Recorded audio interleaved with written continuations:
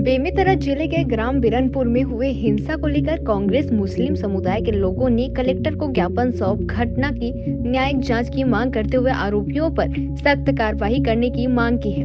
बेमेतरा जिला के ग्राम बिरनपुर में हुए सांप्रदायिक हिंसा में मुस्लिम समुदाय के 2 लोगों की निर्मम हत्या को लेकर आज मुस्लिम समुदाय कांकेर के पदाधिकारियों ने कलेक्टर से मुलाकात कर घटना की न्यायिक जाँच करने व आरोपियों पर सख्त कार्रवाई करने की मांग कही है। वहीं मुस्लिम समुदाय के पदाधिकारियों ने कहा है कि छत्तीसगढ़ में सभी वर्ग के लोग शांतिपूर्ण तरीके से रहते हैं और इस तरह की घटना आज तक नहीं हुई है।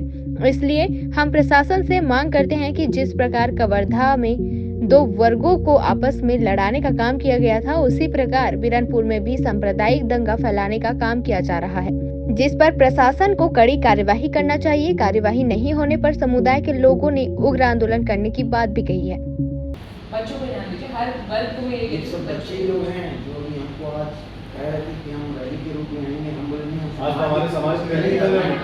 खून ज्यादा कर रहे हैं हमको। मैं अगर हमारे समाज से भी कोई ऐसा करेगा तो हम पहले खबर करेंगे।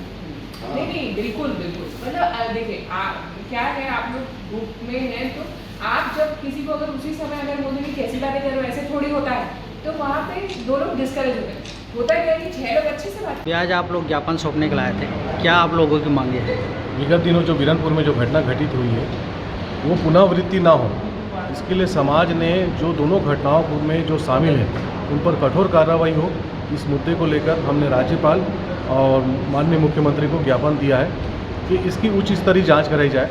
आज तक कभी इतिहास में, छत्तीसगढ़ के इतिहास में ऐसे सांप्रदायिक दंगे नहीं हुए थे। हम चाहते हैं आगे भविष्य में भी ऐसे ना हो, इसलिए जो इनमें शामिल हैं उन पर कठोर से कठोर कार्रवाई की जाए ताकि आगे इसकी पुनरावृत्ति ना हो।